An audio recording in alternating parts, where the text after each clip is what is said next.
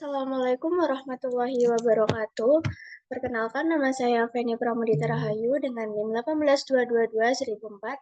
Di sini saya akan menjelaskan ringkasan terkait calculus of variation yang terdiri dari the Euler equation, the Brownian-Stockholm problems, cycloid, several dependent variables, Lagrange equation, dan isoperimetric problems sebagai pemenuhan tugas dari mata kuliah Fisika Matematika 3 dengan dosen pengampu Bapak Sugianto. Baik, langsung saja saya di sini akan share screen materi terkait ringkasan tersebut.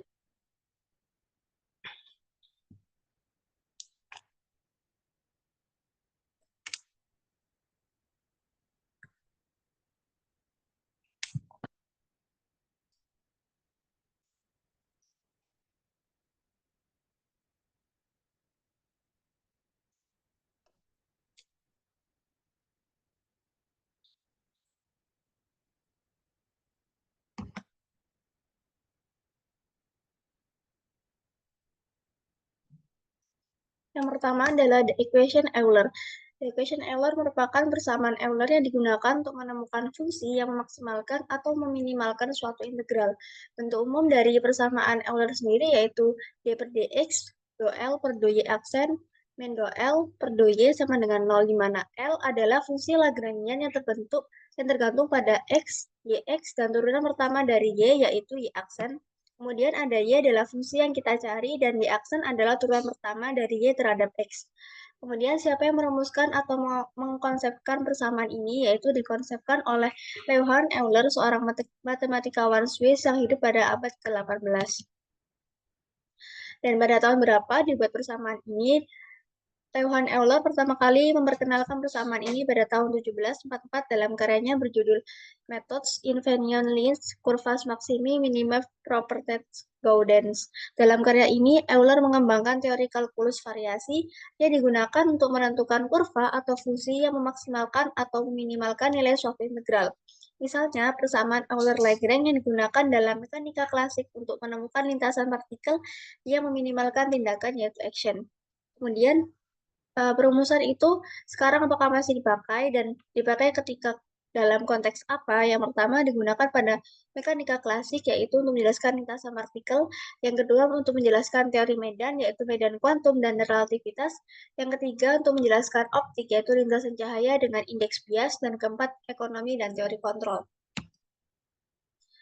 Apakah perumusan ini sebenarnya bisa diotomatisasi dengan teknologi yang sudah ada?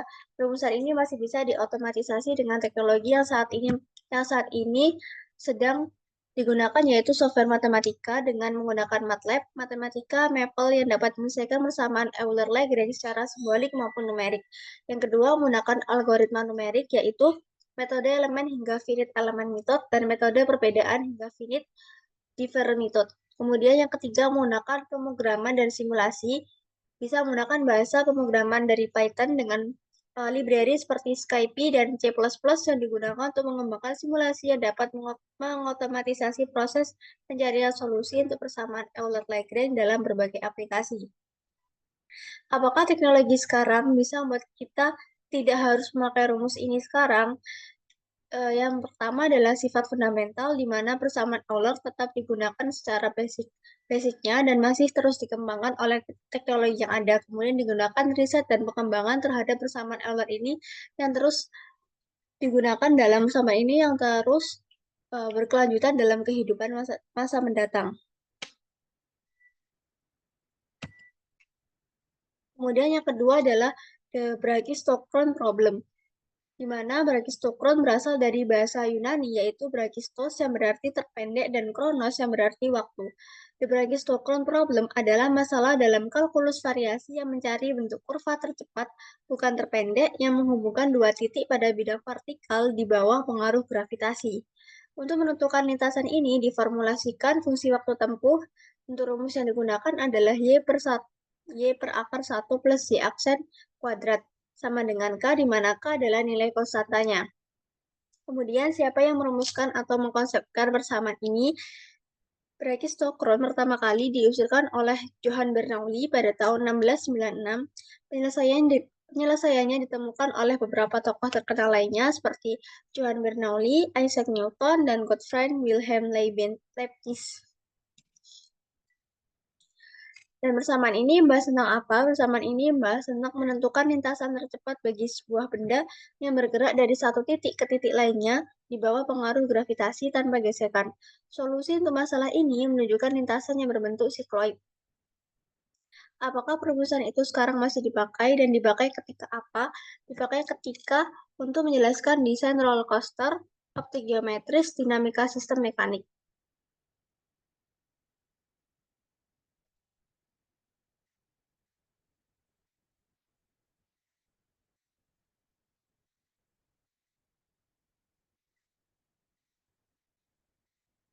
Di mana pada desain roller coaster digunakan untuk menjelaskan prinsip-prinsip masalah yang memastikan lintasan tercepat yang aman. Kemudian pada optik geometris yaitu menjelaskan prinsip yang diterapkan dalam optik untuk menentukan jalur cahaya tercepat melalui berbagai media optik.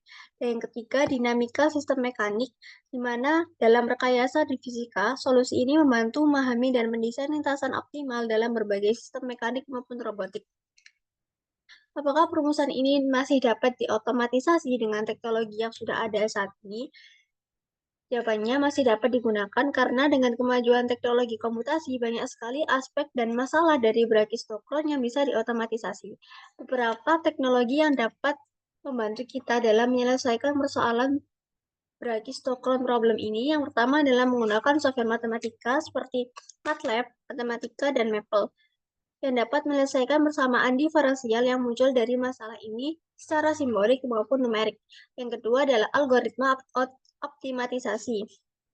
Algoritma optimisasi ini merupakan sebuah teknik numerik yang digunakan untuk mencari solusi masalah dari Brachistochrone ini dalam berbagai kondisi yang lebih mudah. Yang ketiga adalah pemrograman dan simulasi, di mana kita bisa menggunakan bahasa pemrograman seperti Python dengan library seperti Scipy yang digunakan untuk mengembangkan simulasi untuk mempermudah penyelesaian dari analisis Brachistochrone. Selanjutnya, teknologi sekarang apakah membuat kita saat ini tidak harus memakai rumus ini sekarang? Yang pertama, teknologi modern tidak harus menggantikan penggunaan dari rumus ini, tapi dengan adanya teknologi kita bisa memperluas aplikasi dari Brachistochrone-nya sendiri. Yang pertama yaitu berdasarkan sifat fundamentalitasnya, prinsip dari Brachistochrone ini merupakan fundamental dalam teori optimasi dengan tetap esensial dalam pendidikan maupun dalam dunia riset. Yang kedua, penggunaan dalam simulasi, di mana simulasi dari teknologi saat ini masih bergantung pada solusi analitikal dan numerikal dari masalah Brachistochrone untuk memodelkan dan mengoptimalkan sistem. Yang terakhir, dalam bidang riset dan pengembangan seperti desain mekanika, robotik, dan dinamika sistem.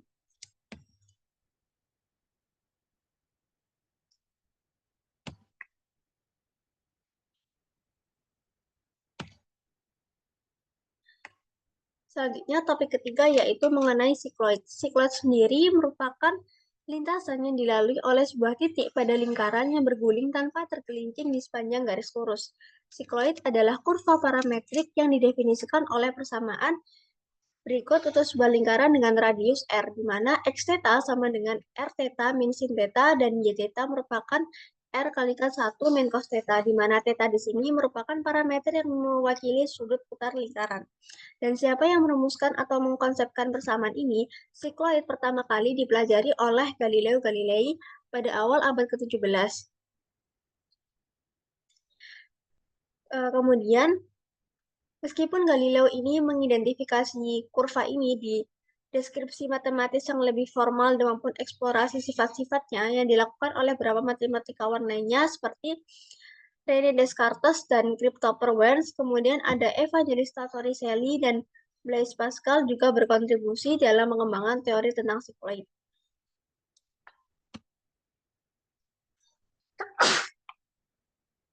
Pada tahun berapa persamaan ini dibuat dan membahas tentang apa?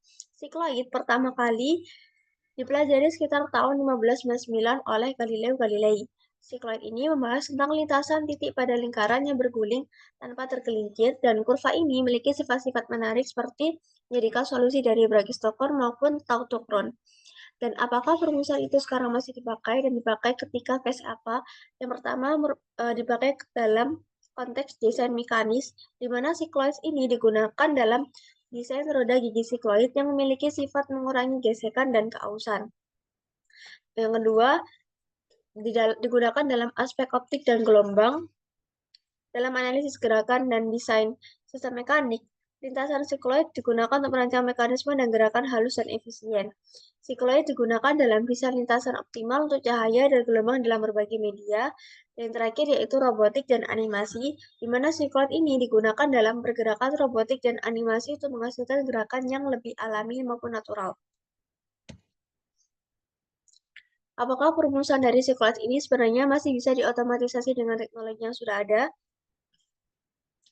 Perumusan sikloid dengan kemajuan teknologi saat ini masih dapat diotomatisasi dengan memanfaatkan teknologi yang ada seperti menggunakan software matematika yaitu MATLAB, Matematika maupun Maple untuk menganalisis kurva sikloid secara simbolik maupun numerik. Yang kedua, menggunakan algoritma komputasi yang numerik dapat digunakan untuk menyelesaikan masalah yang melibatkan kurva sikloidal dalam berbagai aplikasi. Dan yang ketiga, menggunakan pemrograman dan simulasi dengan pemrograman bahasa Python dan C++ yang digunakan untuk mengembangkan simulasi dan animasi menggunakan lintasan sikloidal untuk menghasilkan gerakan yang lingkaran. Dan apakah teknologi modern saat ini bisa menggantikan penggunaan rumus ini? Teknologi modern tidak menggantikan penggunaan rumus sikloid yang ada, tapi melainkan memperluas aplikasi dari rumusan sikloid. Sikloid merupakan kurva fundamental dari geometri dan fisika, di mana pemahaman tentang kurva ini tetap esensial dalam bidang riset maupun penelitian. Dan yang kedua, penggunaan dalam simulasi, di mana simulasi teknologi masih terus bergantung pada model matematika sikloidal untuk memodelkan dan mengoptimalkan sistem, terutama pada pemodelan kurva lingkaran. Dan yang terakhir adalah riset dan pengembangan. Banyak riset seperti desain mekanik, robotik, dan sistem dinamika yang masih bergantung menggunakan sifat-sifat kurva sikloidal. Yang keempat, membahas tentang several dependent variable. Several dependent variable sendiri mengacu pada fungsi atau sistem yang melibatkan lebih dari satu variabel terikat dependent variable. Persamaan ini biasanya muncul dalam bentuk persamaan diferensial parsial PDE. Sistem persamaan diferensial atau sistem persamaan aljabar dirumuskan dengan du per dt ditambah a kalikan du per dx ditambah b dikalikan du per dy ditambah c dikalikan du per dz sama dengan fungsi dari u, x, y, z, dan t. U merupakan vektor variabel terikat, ABC adalah matriks koefisien, dan F adalah vektor fungsi nonlinear. Kemudian rumus ini dikonsepkan atau dirumuskan oleh Joseph Fourier yang mengembangkan teori analisis Fourier dan penting dalam penyelesaian PDE. Kemudian juga dirumuskan oleh Jean-Baptiste Joseph Fourier yang menyumbangkan persamaan, mana salah satunya yaitu PDE yang paling terkenal saat ini, dan Carl Friedrich Gauss yang bekerja pada teori potensial yang melibatkan PDE juga. Pada tahun berapa persamaan ini dibuat dan membahas tentang apa? Pada tahun 1822, Fourier membahas dalam karyanya tentang propagasi panas, kemudian Gauss pada tahun 1839 dengan karyanya pada teori potensial, dan Poisson pada tahun 1813 dengan pengembangan persamaan Poisson. Apakah perumusan ini masih sering dipakai dan dipakai dalam konteks apa? Yang pertama, dalam bidang fisika, untuk mendeskripsikan fenomena alam seperti gelombang, aliran fluida, dan medan elektromagnetik. Kemudian pada bidang teknik dalam analisis struktur, dinamika fluida, dan desain sistem kontrol. Yang terakhir yaitu pada bidang ekonomi dan biologi untuk memodelkan dinamika populasi, penyebaran penyakit, dan model ekonomi yang lebih kompleks. Apakah perumusan ini sebenarnya masih dapat diotomatisasi dengan teknologi yang sudah ada? Dengan kemajuan teknologi sekarang, banyak sekali aspek dari penggunaan persamaan dengan beberapa variabel terikat yang bisa diotomatisasi dengan manfaatan software matematika seperti MATLAB, Matematika, dan Maple, kemudian algoritma dari komputasi seperti metode elemen hingga yaitu finite element method, dan metode perbedaan hingga yaitu finite difference method yang digunakan untuk menyelesaikan PDE secara numerik. Dan yang terakhir, menggunakan manfaatan teknologi dari pemrograman dan simulasi yaitu bahasa pemrograman seperti Python yang menggunakan library seperti NumPy, SciPy, dan C++. Kemudian teknologi sekarang, apakah membuat kita saat ini tidak harus memakai rumus several dependent variable? Jawabannya, teknologi modern tidak harus menggantikan penggunaan rumus dari several dependence variable, melainkan memperluas aplikasinya, di mana persamaan diferensial parsial ini, yaitu PDE, dengan beberapa variabel terikat, adalah dasar dari banyak sekali teori ilmiah yang digunakan dalam matematika maupun teknik, dan masih esensi dalam pemahaman bidang riset maupun penelitian. Yang kedua, yaitu penggunaan dalam simulasi. Simulasi menggunakan teknologi saat ini masih terus berkembang pada model matematika untuk memodelkan dan optimalisasi sistem, dan masih banyaknya riset dan pengembangan dalam bidang fisika, teknik, dan biologi yang masih bergantung pada persamaan diferensial ini.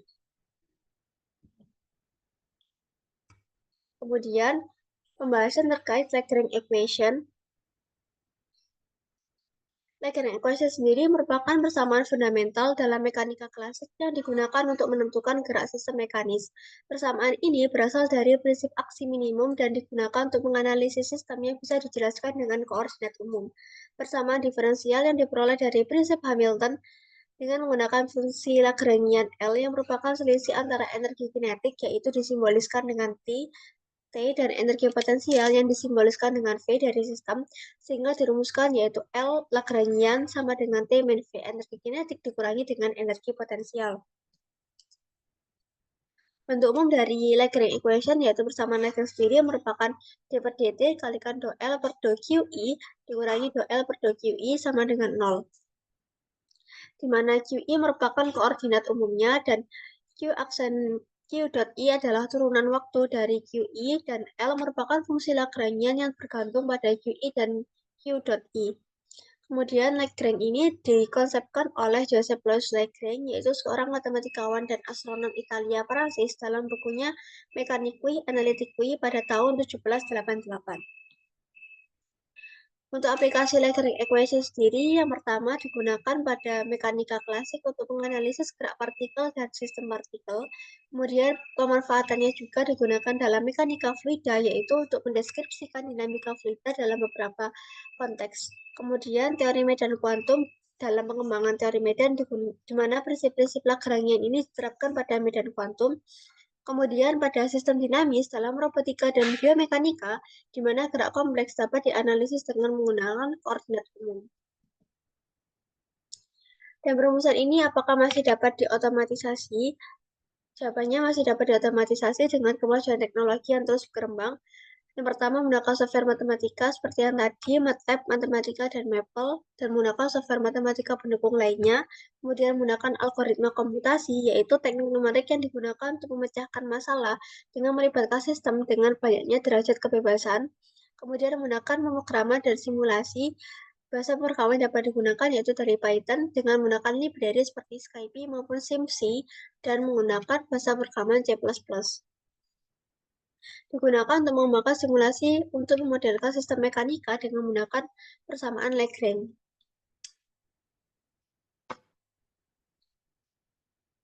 Apakah teknologi modern dapat menggantikan penggunaan rumus Lagrangian equation? Teknologi modern tidak menggantikan penggunaan rumus ini, melainkan terus memperluas aplikasi dari persamaan Lagrange. Secara sifatnya, persamaan Lagrange ini merupakan dasar dari banyaknya teori ilmiah yang digunakan pada persoalan matematika maupun teknik. Kemudian penggunaan dari simulasi sendiri, di mana simulasi dari teknologi yang terus ada masih terus berkembang pada model matematika untuk memodelkan dan mengoptimalisasikan sebuah sistem. Yang ketiga, berdasarkan riset dan pengembangan dalam bidang fisika, teknik, dan robotika masih terus bergantung pada prinsip-prinsip dari persamaan Lagrangian. Yang terakhir yaitu pembahasan terkait isoperimetric problems. Secara definisi sendiri, isoperimetric problems ini merupakan masalah dalam kalkulus variasi yang terus mencari bentuk untuk memaksimalkan maupun meminimalkan suatu kuantitas tertentu seperti area maupun volume untuk suatu keliling atau permukaan tertentu yang tetap. Permasalahannya, isoperimetrik ini melibatkan optimisasi suatu kuantitas misalnya dari area dengan syarat bahwa parameter atau keliling dari kurva tertutup itu merupakan sebuah tetapan konstan dengan rumus L sama dengan A min lambda L min L0, di mana A ini merupakan area yang ingin dimaksimalkan dan L merupakan keliling kurva, kemudian L0 adalah keliling tetap yang diberikan dan lambda adalah multiplier dari Lagrangian. Dan konsep dari isoperimetric problems ini dikonsepkan oleh Zenodorus, seorang matematikawan Yunani. Formulasi matematika modern dari masalah isoperimetrik ini merupakan solusi yang lebih umum untuk dikembangkan pada abad sekitar 18 dan abad ke-19 oleh matematikawan seperti Jacob Steiner dan Hermann Gauss. Kemudian perumusan ini apakah masih dipakai? Perumusan masalah isoperimetrik ini masih terus digunakan dalam berbagai bidang, seperti desain, rekayasa, biologi, ekonomi, transportasi, matematika, dan fisika. Pada bidang desain dan rekayasa, dalam optimalisasinya bentuk untuk efisiensi yang lebih material. Pada bidang biologi, dalam studi bentuk dan struktur biologis, terus memaksimalkan fungsi biologis tertentu. Pada bidang ekonomi dan transportasi, digunakan untuk meminimalkan biaya atau waktu dalam jaringan distribusi maupun transportasi. Dan pada bidang matematika maupun fisika, digunakan untuk studi geometri dan analisis, serta memecahkan berbagai masalah optimalisasi lainnya. Apakah perumusan ini masih dapat diotomatisasikan? Penggunaan dari masalah isoperimetrik ini masih terus dapat diotomatisasi dengan memanfaatkan teknologi yang ada, seperti penggunaan software matematika dari MATLAB, Matematika, maupun Maple. Kedua, menggunakan algoritma dari komputasi sendiri dengan metode optimisasi numerik dan pemrograman matematis yang digunakan untuk memecahkan masalah isoperimetrik dalam berbagai aplikasi praktis. Dan terakhir, menggunakan pemrograman dan simulasi. Bahasa yang digunakan untuk pemrograman ini bisa menggunakan Python dengan menggunakan library seperti Scipy maupun NumPy yang digunakan untuk membuat simulasi untuk memodelkan dari permasalahan isoperimetrik. Untuk teknologi modern saat ini, apakah dapat menggantikan penggunaan rumus isoperimetrik itu sendiri? Teknologi modern tidak dapat menggantikan penggunaan rumus ini, tapi bisa melainkan memperluas dari aplikasi penggunaan isoperimetrik. Secara sifatnya fundamental sendiri, persoalan isoperimetrik ini merupakan fundamentalitas dalam teori optimisasi dan terus tetap esensial dalam pendidikan maupun research. Yang kedua, penggunaan dalam simulasi yang menggunakan simulasi teknologi ini terus bergantung pada model matematika dari isoperimetrik untuk pemodelan dan optimalisasi sistem. Dan terakhir, dalam dunia riset maupun pengembangan, banyak sekali riset seperti bidang desain, biologi, ekonomi, dan fisika ini yang terus menggunakan prinsip-prinsip dari isoperimetric equation. Dan dari saya, itu tadi adalah penjelasan ringkasan terkait materi Calculus of Variation dalam mata kuliah Fisika Matematika 3. Sekian dapat saya sampaikan. Mohon maaf bila ada salah kata. Saya akhiri. Wassalamualaikum warahmatullahi wabarakatuh.